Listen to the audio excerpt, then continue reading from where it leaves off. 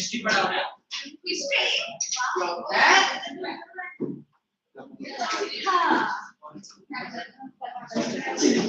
Okay. You all look very surprised. I know. Please sit. History नहीं पढ़ा, English ही पढ़ा.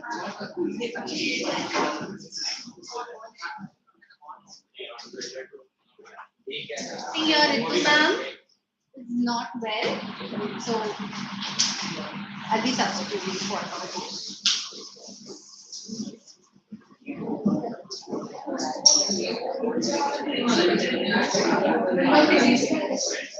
I hope you have.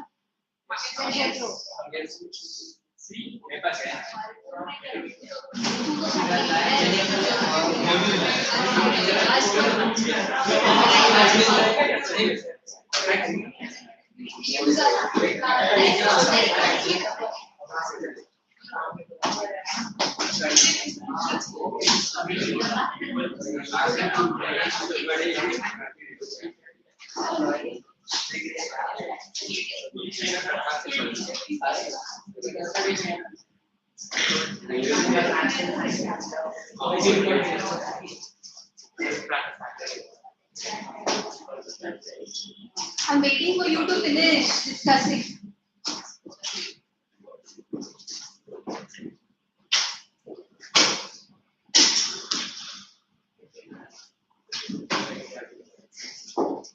So I guess you've not done an angel in disguise? Not done.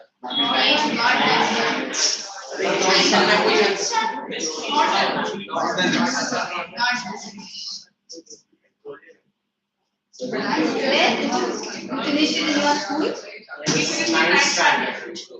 An angel in disguise, you finished in 9th standard. You all finished in 9th standard. You all know the story. So you all know the story, and you know. So this is just going to be a revision. Great.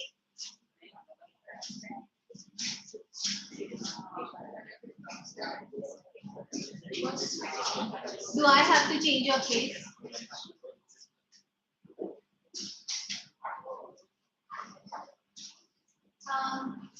So since you already know the story, an angel in disguise, yes, Arthur.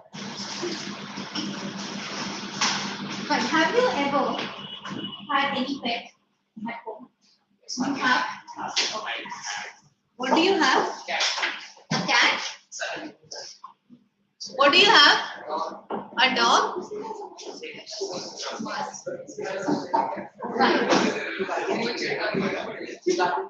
So you do everything for that dog, and you take him for a walk, out for a walk. See, I first guess you have a dog. See, I personally don't have any pet, but then I've seen my friends, I've seen whatever I have seen around, they become a family member. They're just like, do you really feel that way? As a family member, and you really take care of your pet. What all things do you do? After everyday life and then everyday food. Everyday food. And for how long do you have this pet with you? He had a pet. He had a pet. Yes. Okay. For past 1 year, you have this pet. Do you think it changed your life? Yes. It did? How? How? You know what? Why I'm asking is, see, if a pet can change somebody's life, then definitely a live person, if that person comes home, that will definitely bring a lot of change in somebody. So, pet, because I said pet because you have to take care of that pet. A lot of care. You probably may not be doing. We always want pets, but most of the time the elders in the house, the mother and the father, end up doing most of the things. So it's like taking care of a child always, throughout. Feeding them, cleaning them, taking them out for walks, and for their daily routine. and that it does change your life. Many times they give, the sick people or the lonely people, they ask them to have a pet. They encourage them to have a pet in the house because they are the best companions.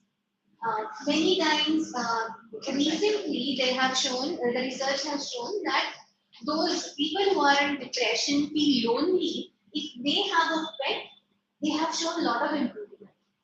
It's always nice to take care of someone and to feel, take care of someone, to feel responsible for someone's well-being, and to feel love most of the times. These pets, the pets, they say, do you think the pets have unconditional love? Do the cats express unconditional love? He says no, the cats don't express unconditional love.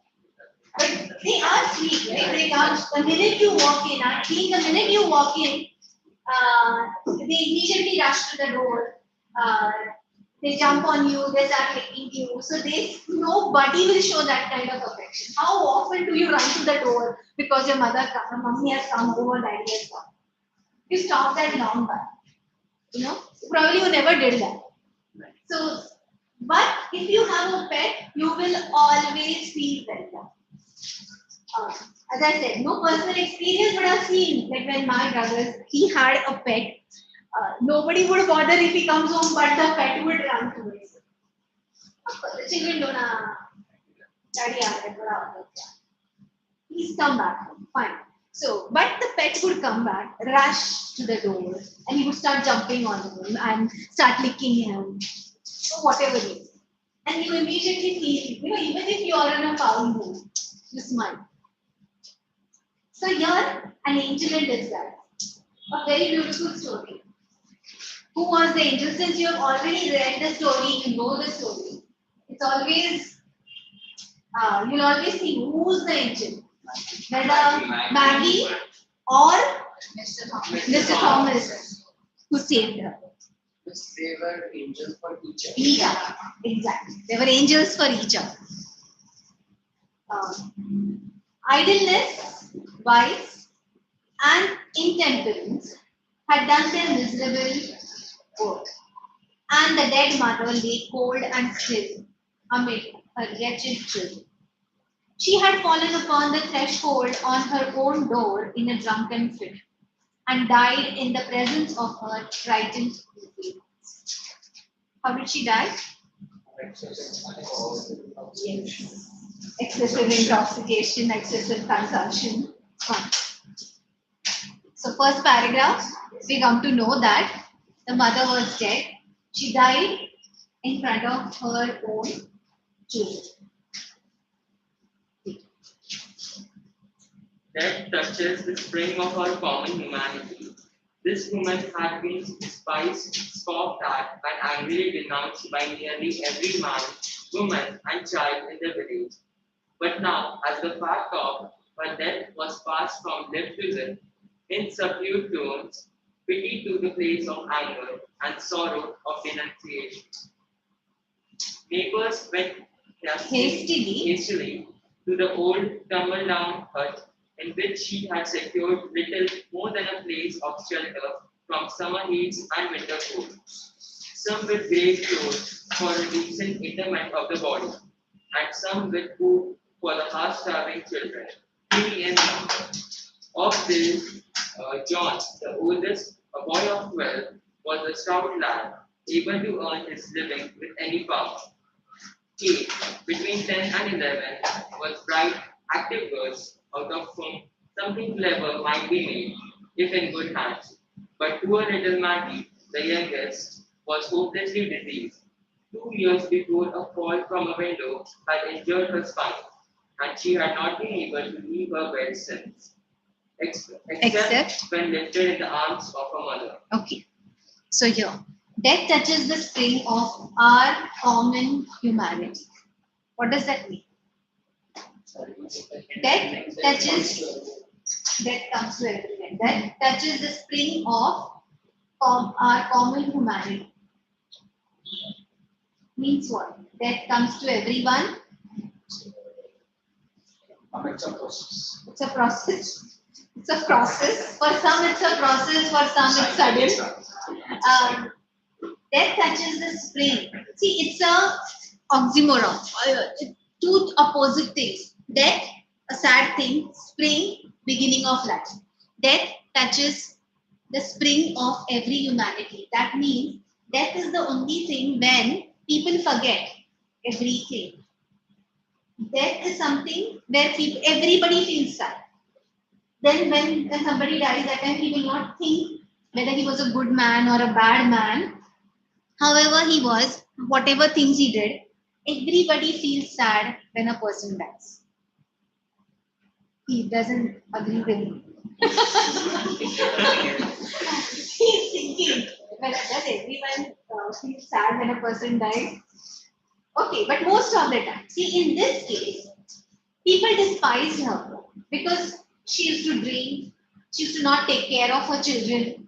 But when she died, they felt bad, they came to mourn. They immediately rushed to her house. We don't know whether to for her or for her children. But yes, so death is one thing where which makes people sad. Which makes people sad and which makes people forget whatever past the person's past, whatever he has done with. So this woman, she was scoffed at, despised, and denounced by everyone. Why? Because she was an alcoholic, she used to drink alcohol. She had how many children did she have? Three. What were their names? John. Okay. John, Kate, how old was John? 12. He was a stout boy. Kate? 10. Okay. And she was an active girl, bright active girl, and it says that if in good hands, she would have been, clever. She would have been clever and might have become something good. Yes. What is the meaning of Stout, well built. Okay. Somebody who's well built is stout.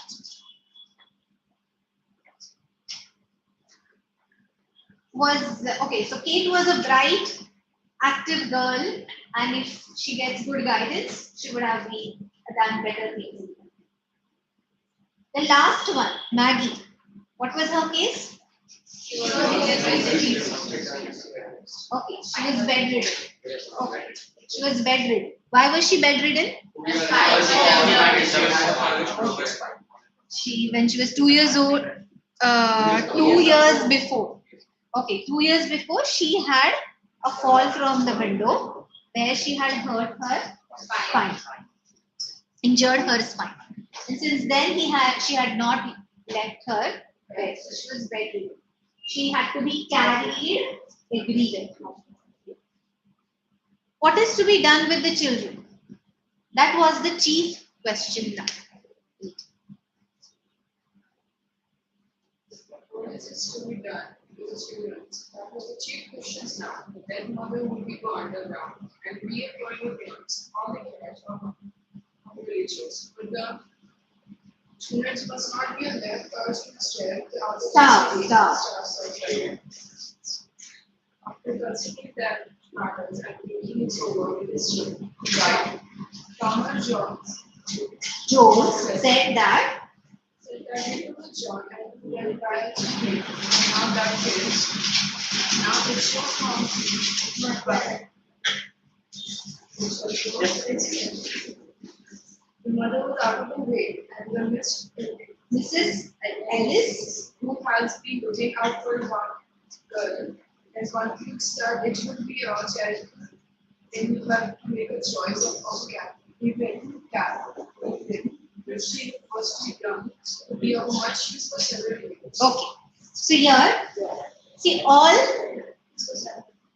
now. The villagers, they had to think what to do with the children. There was only one older person in their house, responsible person, that was the mother. She was not very responsible, she used to drink, but even then, there was some support for the children. Now the mother was gone. The villagers would have forgotten her. It says that the dead mother would go underground and be forever beyond all care or concern of the villagers. The villagers might forget her because once she's dead now. But what to do with these children? They could not see them starve and go hungry every day. What did they decide? After considering the matter and talking it over with his wife, Farmer Jones, what did he decide to do? He decided to take in John. So he decided to take care of John because he thought he was a stout boy and he can be a good farmhand. And now there is no mother, so it's easy. There's nobody to stop him. Mrs. Ellis, who had been looking out for a bound girl, concluded that it would be charitable in her to make choice of Katie. She knew that Katie was a very young girl, but of course she will grow up and she can be of use for her. I could do much better, I know, said Mrs. Ellis. But as no one seems inclined to take her, I must act from a sense of duty. Expect to have trouble with the child, for she is an undisciplined thing, used to having her own way.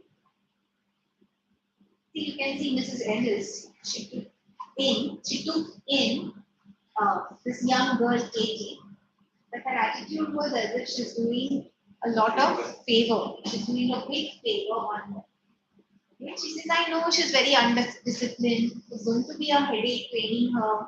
She is used to, doing things her own way. And now I have to take care of her. I have to discipline her. But I will still do it. So she behaved, she portrayed as if she's doing a big favor by taking care of this girl Kate. But no one said, I'll take Maggie. Pitying glances were cast on her worn and wasted form, and thoughts were troubled on her account.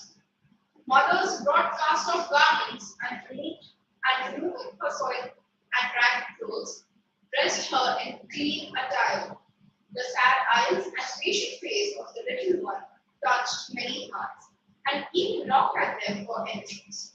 But none opened to take her in. Who wanted a bedridden child?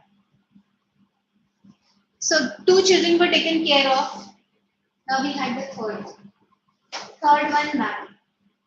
Pitying glances were cast on her wan and wasted form, and thoughts were troubled on her account. Everybody was feeling sad for her. Everybody looked at her. She was so thin, she was so weak, she was bedridden. Everybody felt sad. Mothers brought cast off garments. Everybody went home, bought some, old clothes from home, and they removed her soiled clothes, they removed her torn clothes, dressed her in clean clothes. Everybody had sad, patient. Okay, she had sad and patient eyes. Maggie had the sad and patient face. The sad and patient face of the little one touched many hearts and even knocked at them for entrance. She knew that her elder brother was taken in by someone. Her elder sister had also gone. And she looked at everyone with this sad, pitiful face. And she also wanted to be taken in, somebody to take her and home. And she did not want to be left alone. So it says that she even knocked at them for entrance. That means she did not probably say anything, but those sad eyes, with that sad eyes, she tried to plead them. But none opened to take her in. Who wanted a bedridden child? Take her to the poorhouse, said a rough man, of whom the question, what is to be done with Maggie, was asked. Nobody is going to be bothered with her. Finally, one rough man, he said, What is to be done with Maggie? Everybody was discussing. Nobody was ready to take in the poor child, a bedridden child. It's a responsibility. No help. Both these children were of help. Therefore, they were easily taken. Now, what to do with Maggie? Somebody suggested take her to the poor house. Poor house is like maybe an orphanage. The poor house is a sad place for a sick and helpless child, answered one. For your child or mine, said the other, lightly speaking, but for this brat, it will prove a blessed change. She will be kept clean, have healthy food, and be doctor, which is more than can be said of a past condition. So they said, yeah, for your and my child, it is a bad place. But this girl who has nothing, who has no one, for her, she'll be taken care of, she'll get food, she'll get clothes, and she'll be doctor. They will show her to a doctor, there will be a doctor to attend to her. So for her, fine. Let her go to an orphanage, a poor house there. There was reason in that, but still it didn't satisfy. It made sense that yes, for your and my child, poor house is a bad place. But the one who did not have anyone, did not have anyone to support, did not have any money on their own for them, and who's also bedridden. For that person, for such people, poor house was the only probable option. Last bit.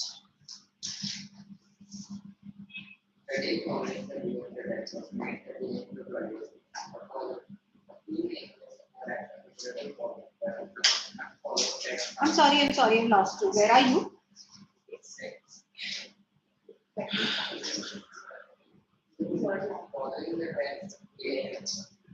A few neighbors were at, yes, a few neighbors. Please read from a few neighbors.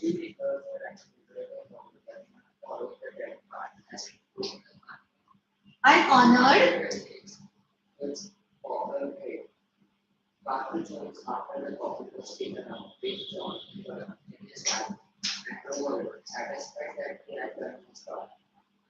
Mrs. Ellis spoke to the king with her hurried hand, radio sister Durga, and proved that we are two children apart. Dear skins, scarcity, their legs and actors in a soft farewell, which hastily others went out, some glance at Maggie, and some left, Resolutely. retreating from a look, until all had gone. She was alone, just waiting the threshold. No object but the right. Paused and said to the passers by, was hastily off with the rest. Okay. Yes. Sorry. Apart or scarcely, their lips had or her to err means to make a mistake. So due the I'll just come to that. There was reason in that, but still it didn't satisfy. People were feeling sad that to send her to poor house. Nobody was really ready for it, but nobody wanted to take her responsibility also.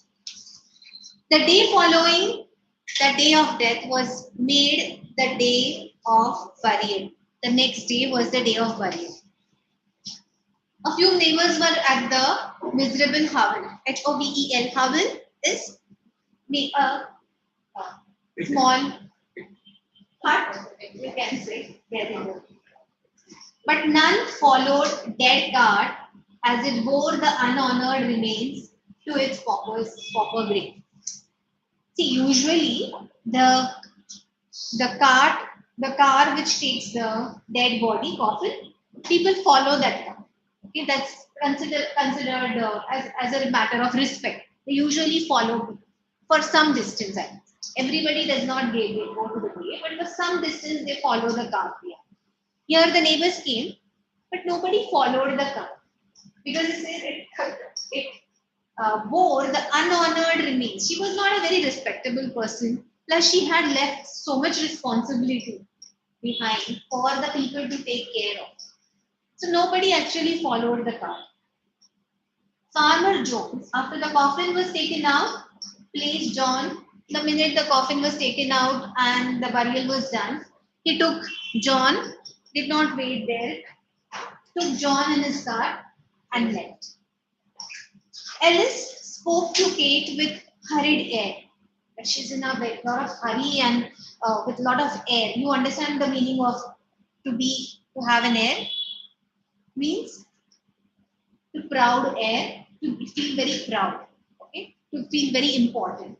So here in a hurried, as if she's a very important person and she's in so much hurry, she asked, bid your sister goodbye. She told her, okay, say goodbye to your sister. And drew the tearful children apart, or scarcely their lips had touched in a sobbing farewell. That is, they were before they could actually say their tearful farewell to each other, they were torn apart and each one was taken in a different direction. Okay? Hastily, others went out. Even others immediately, in a hurry, went out. Some glancing at Maggie, some were looking at Maggie, what will happen on this girl now. Some resolutely refraining from her look. Some were avoiding her look. Some did not want to even look at her. What if you feel sympathy and you feel like taking her home? Whatever their reasons were, but they did not even look at her. Some gave her sympathetic looks, others completely avoided looking at her. Until all had gone, she was alone. Just beyond the threshold, Joe Thompson, the wheelwright, paused. He was a wheelwright. You know what a wheelwright is. He repaired and made wheels. So he was a wheelwright. Made wheels. So the person who makes wheels is a wheelwright. He paused and said to blacksmith's wife, who was hastening off with the rest. She was trying to hurry off with the rest. Nobody wanted to take the responsibility of Maggie. It's a cruel thing to leave her so.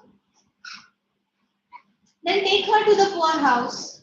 She'll have to go there, answered the blacksmith's wife, springing away and leaving Joe behind. You know, springing away and leaving. That means she left in a hurry, almost ran. For a little while, the man stood with a puzzled air. Then he turned. See, there are two types of air. Here it was hurried air. So she was as if something very important. And here it's a puzzled air. Confused state.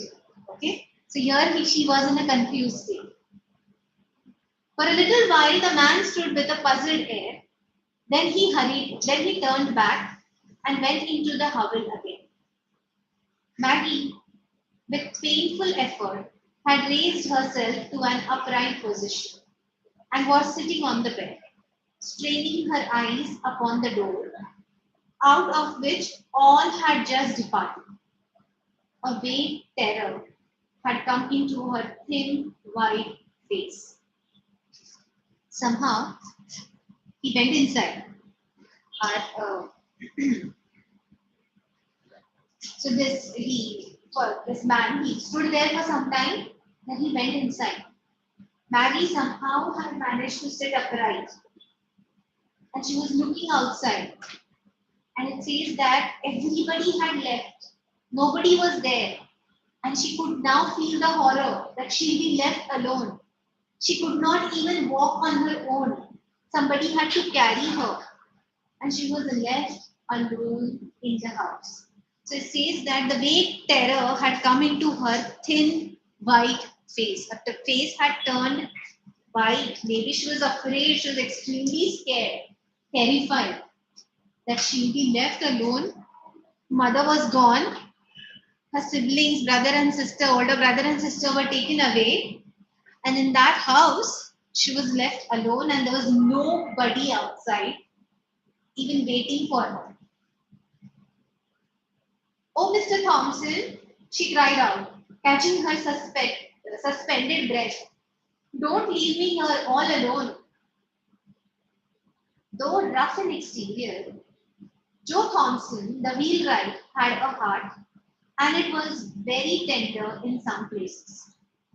He liked children and was pleased to have them come to his shop, where sleds and wagons were made or mended for the village lads without a draft on their hoarded sixpences. So, um, for a very easy money, for a what do you say, small amount, he would repair their carts and sleds and wagons. Okay, he would fix their wheels. So he was this rough man, Joe Thompson. Probably he was used to do a lot of manual labor. So had rough exterior. And many times we feel the one who has rough exterior usually has rough heart also. But in case of Joe, or in most of the cases, that's not true. He had rough exterior, but they say he had tender heart and he liked children. Okay.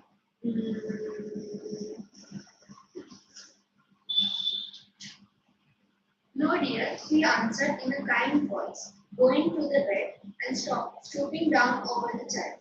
You shall not be left here alone. Then he wrapped her with the gentleness almost of a woman in the clean bedclothes which some neighbor had bought, and he, lifting her in his strong arms, bore her out into the air and across the field that lay between the oven and his feet. So he did not hurry back. He came inside in a kind voice. He told her, no, dear, he's not going anywhere.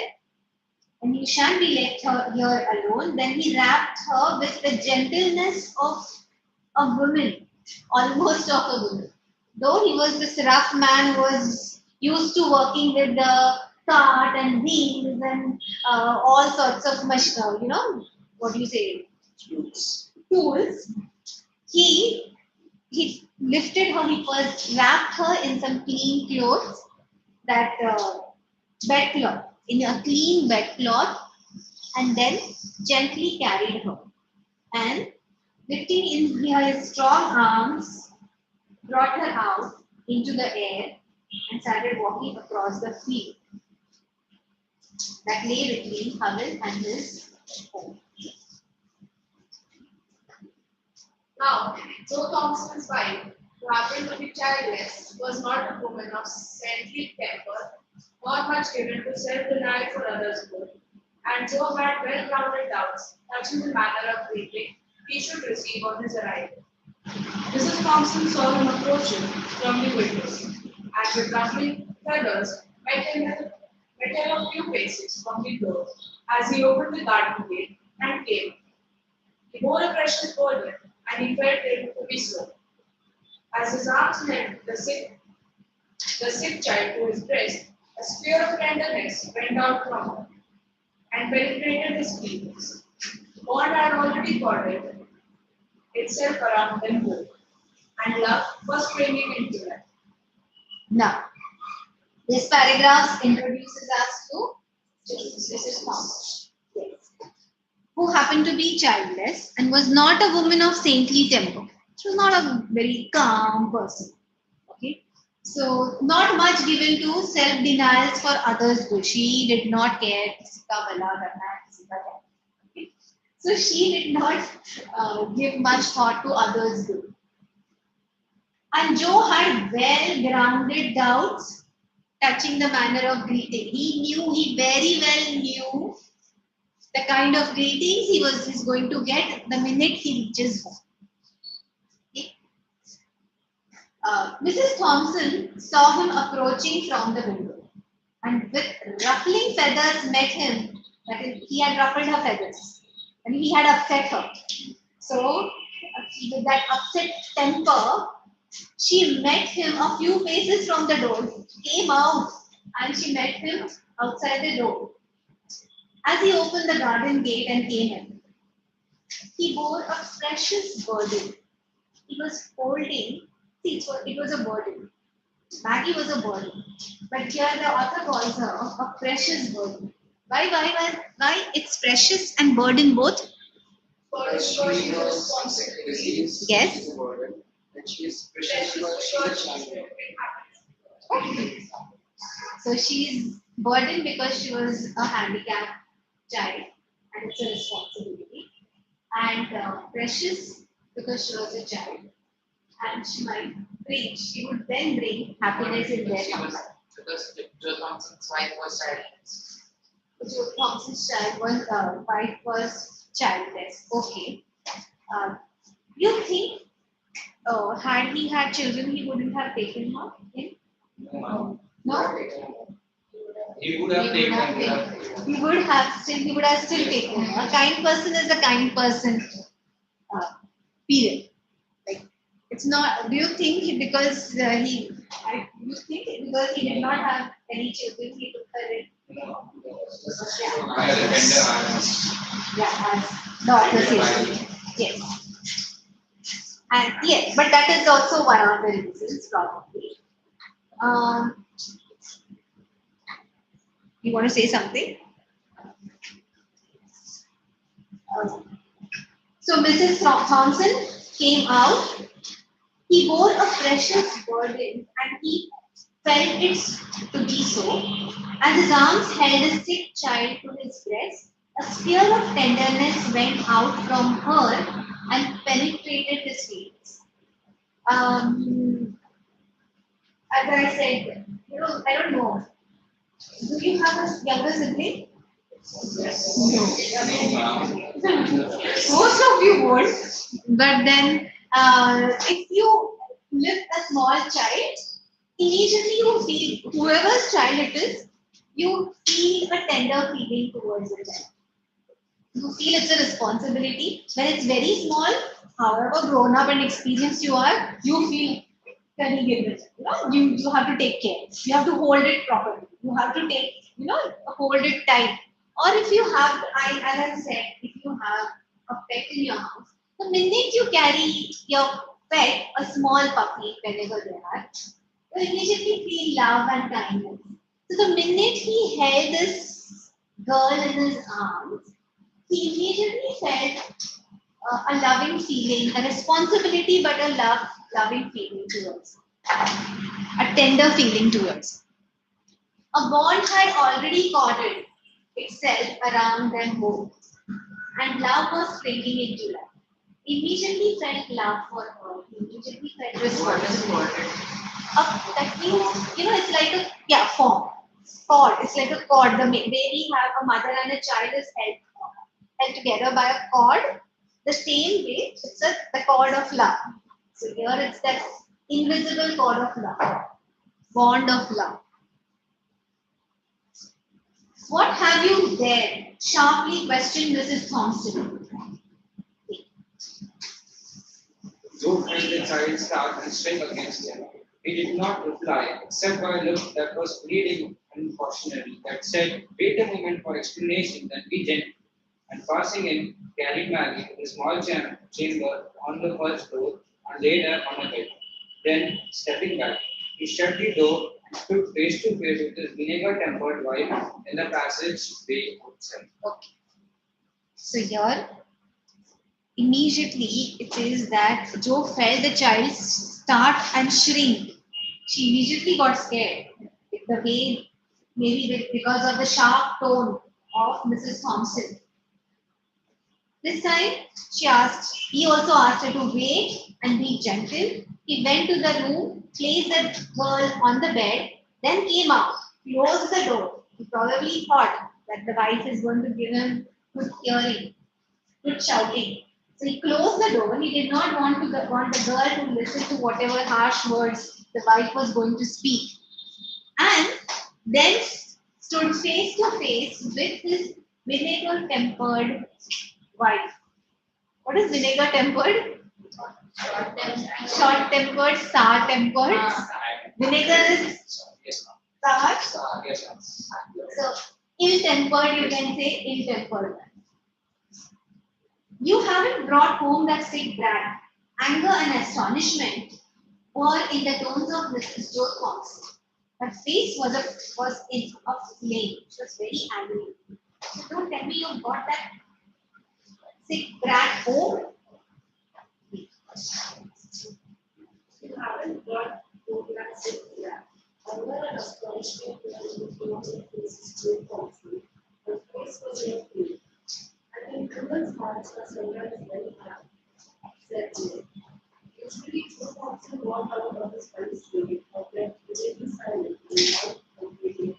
When she tied up on any subject, because sometimes they feel that she now and then, but only self-confidence and the resolute So here, because she was always little short-tempered, Mr. Thompson would never say anything to her.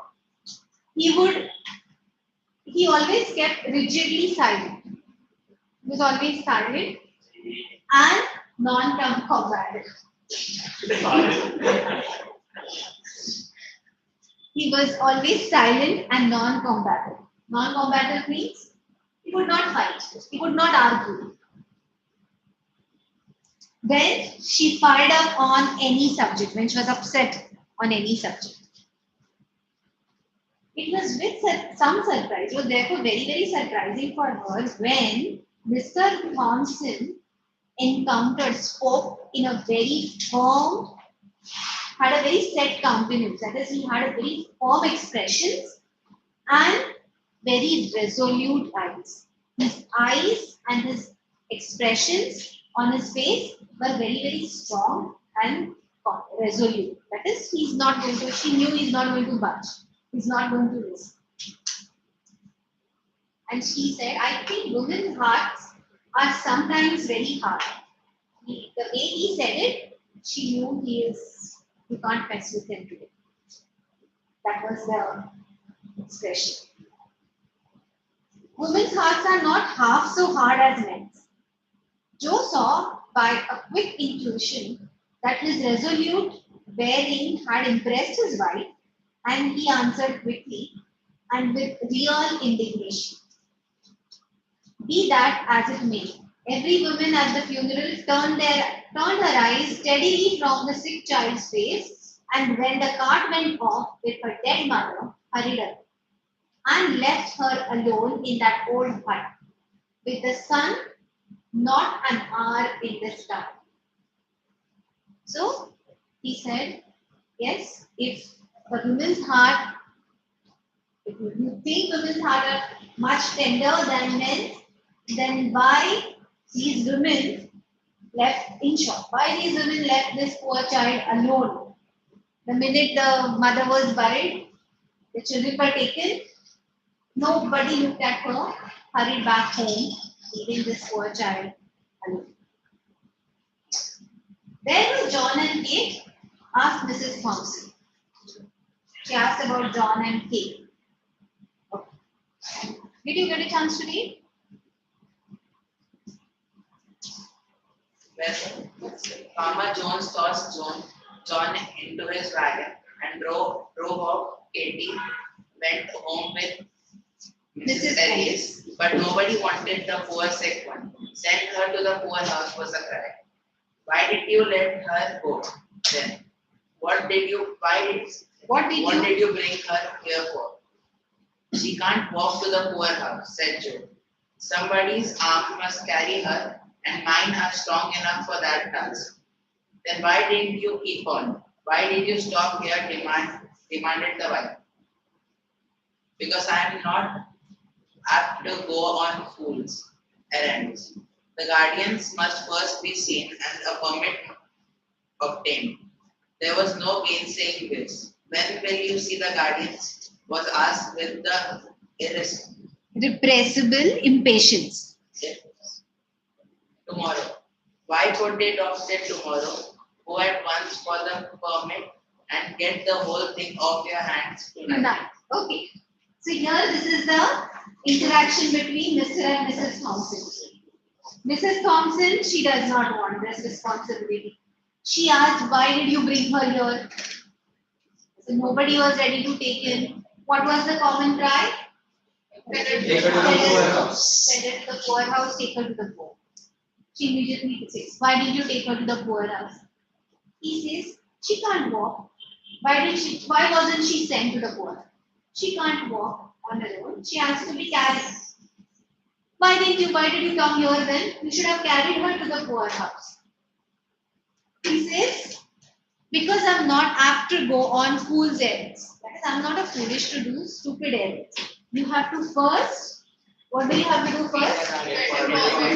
Take permit from the guardians. The guardians must first be seen and permit obtained. Guardians will be those who run that poorhouse or the orphanage.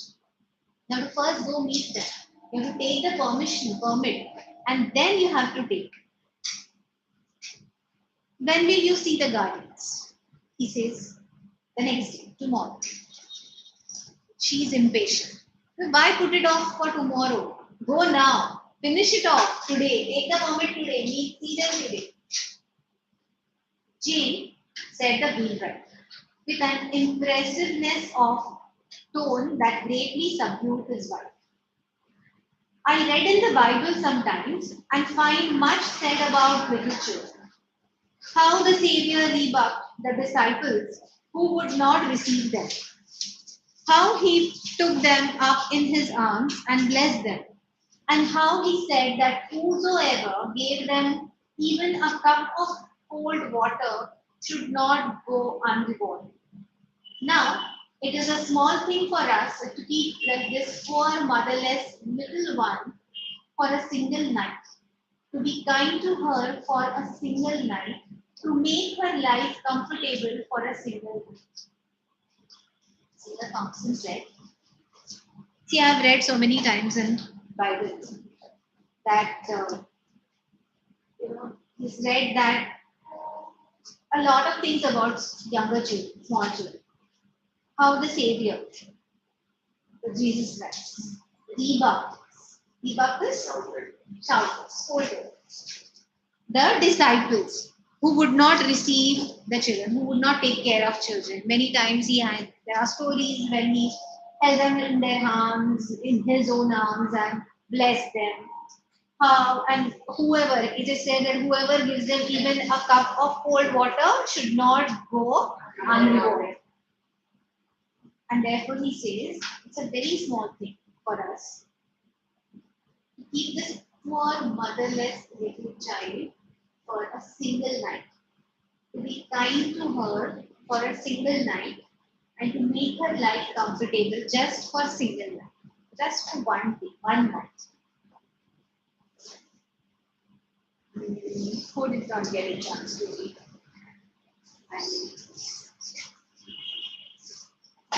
The voice of strong. The voice of the strong, rough man shook, and he turned his head away, so that the moisture in his eyes might not be seen. Mrs. Thompson did not answer, but a soft feeling crept into her heart. Look at her kind. Jane speak to her kindness, said Joe. Think of her dead mother and loneliness, the pain, the sorrow that must be on all her coming life. The softness of his heart gave unwanted. It is unwanted. I never get the pronunciation.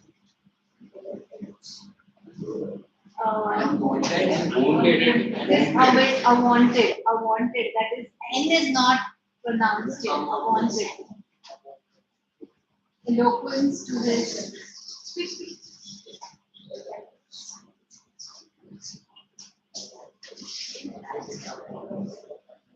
Unwanted eloquence means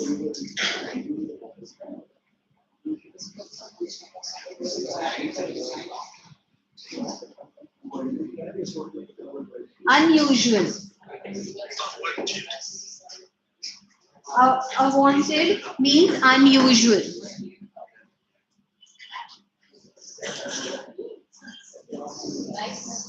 That I always forget it. N is silent here. Unwanted. Unwanted means unusual. Unusual. So see, usually Mr. Thompson was a very silent person. He would not argue, he would not talk much. But today, he told her, think of her dead mother and the loneliness, the pain and the sorrow that must be on all her coming age. Imagine this child should be living alone without her mother and how sorrowful, sad and lonely she would feel all her life. The softness of his heart gave a wanted eloquence to his lips. That means today he was feeling so sad for her that he could speak. Eloquence means to speak very well. Today, that sadness of her heart, he could gave her, made her speak very fluently, very well. Mrs. Thompson did not reply. Read. Mrs. Thompson did not reply, but presently turned towards the little chamber where her husband had deposited Maggie, and pushing open the door, went quietly in. Joe did not follow. He saw that her fate had changed and felt that it would be best to leave her alone with the child. So he went to his shop, which stood near the house, and worked until dusky evening, released him from labor. A light shining through the little chamber windows was the first object that attracted Joe's attention on turning towards the house. It was a good woman. The path led him by the windows and went opposite. He could not help pausing to look in. It was not dark enough outside to screen him from observation. Maggie lay, a little raised on the pillow, with the lamp shining full upon her face. Mrs. Thompson was sitting by the bed, talking to the child. But her back was towards the window, so that her countenance was not seen. From Maggie's face, therefore, Joe must dread that character of there in the house. He saw that her eyes were intently fixed upon his wife, that now and then a few words came, as if in answers from her lips. That her expression was sad and tender, but he saw nothing of bitterness or pain. A deep drawn breath was followed by one of relief, as a weight lifted itself from his heart. Okay. You understood Yes, ma'am. what happened here? Mr. Thompson went to work. His workshop was it very far from his house? Where was it? This side, Just this side. Stood near the house. Near the house. Okay, it was just near the house. Okay. Now, in the night, when it was evening, he decided to come back. And as he was turning towards the house, he says that he could see the little chamber window. That there was a light in the little chamber where he had kept Maggie. And he thought that it's a good sign that the lights were on. That means somebody had switched on the light. He decided to walk there and see who was sitting there. He saw his wife was sitting with Maggie and they both were talking. He could not see his wife's expression, but he could see Maggie's. And Maggie was, he says that he saw that her eyes were intently fixed upon his wife. She was intently looking at his wife. She was answering some questions, and that her expression was sad and tender. Expression was sad, but there was nothing of bitterness or pain. That means his wife was probably talking to her, or she was asking her about her childhood, how her mother died, what she would do, or something about that. But there was no bitterness. He couldn't see pain or bitterness on that girl's face. That means she was not scolding her, or she was not saying some harsh words to this little young girl. She was probably asking her some questions, making some conversation, talking to her. And it says that a deep drawn breath was followed by one of relief. He felt relief that maybe his wife is opening up, making conversation, trying to talk with this young girl. Last bit. How soon? Oh no, on entering. Joe did not go immediately to the little glass table, His heavy weight about the kitchen brought his wife somewhat early from the room where he had been with Harry. Joe thought it best not to refer to the child, not to the manifest and any concern in regard to her. How will Soper be ready? He asked. My eyes answer his answer. Beginning to firstly around, there was no Asperity in her. voice. Okay. Now, Joe came. He purposely did not talk about the girl. He kept talking about many other things. So he said that it is better that he will not talk about the girl. He asked how soon the supper will be ready, and she said right soon. And they, uh, after washing after washing from his hands and face the dust and soil of work, Joe left the kitchen and went to the little bedroom.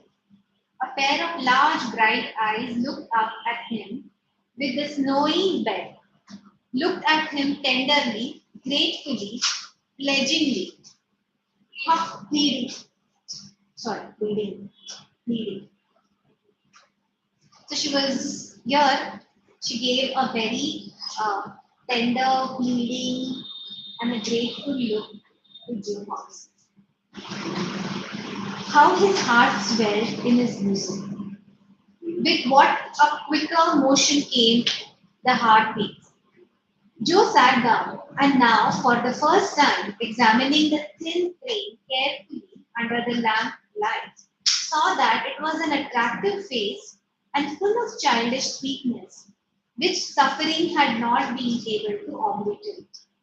That means, now for the first time he saw in the light that this Maggie had this very sweet and a childish softness. She had a sweet face, had a childish softness, and this, her suffering had not been able to obliterate it and not able to erase it. She was still a very childish and a tender, sweet little girl. Your name is Maggie? He said, as he sat down and took her soft little hand in his. Okay. You need 5 minutes break? Yes, ma'am. Yes. Okay, fine. We'll take 5 minutes. It's a long lesson. What?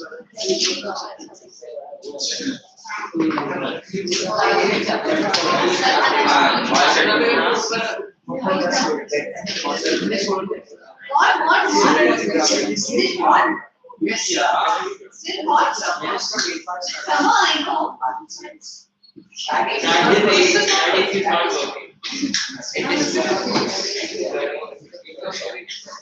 गरम हो रहा